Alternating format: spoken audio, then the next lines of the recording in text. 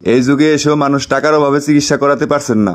আসসালামু আলাইকুম প্রিয় দর্শক শ্রোতা, দেশ এবং দেশের বাইরে থেকে যে যেখান থেকে আত্মাক ফাউন্ডেশনের সাথে যুক্ত আছেন সবাইকে জানাই আন্তরিক শুভেচ্ছা ও মুবারকবাদ। আত্মাক ফাউন্ডেশনের স্বেচ্ছাসেবক টিম আজকে এসেছে ফরিদপুর সদর উপজেলার 1 নং ঈশানগোপালপুর ইউনিয়নের 7 নং ওয়ার্ডের মান্দারি মোল্লার পাড়া মরহুম কাদির জেলের মেয়ের বাড়িতে। হঠাৎ করে তার স্বামী অসুস্থ হয়ে পড়েন। আর্থিক সমস্যার কারণে চিকিৎসা করার মতো সামর্থ্য নেই। এই খবর পেয়ে আত্মাক ফাউন্ডেশন স্বেচ্ছাসেবক টিম ছুটে যায় তার বাড়িতে গিয়ে জানতে পারি গত 2 থেকে 3 মাস আগে হালকা ব্যথা অনুভব হলে এলাকার ফার্মেসি থেকে ওষুধ কিনে খাওয়ার পর ব্যথা কিছুটা নিয়ন্ত্রণে আসে। ভালো ডাক্তার দেখানোর সামর্থ্য না থাকায় ভালো চিকিৎসা করাতে পারেন নাই। তার কিছুদিন পরই হঠাৎ করে গুরুতর অসুস্থ হয়ে পড়েন তিনি। টাকার অভাবে এখনো ভালো চিকিৎসা করাতে পারেন নাই।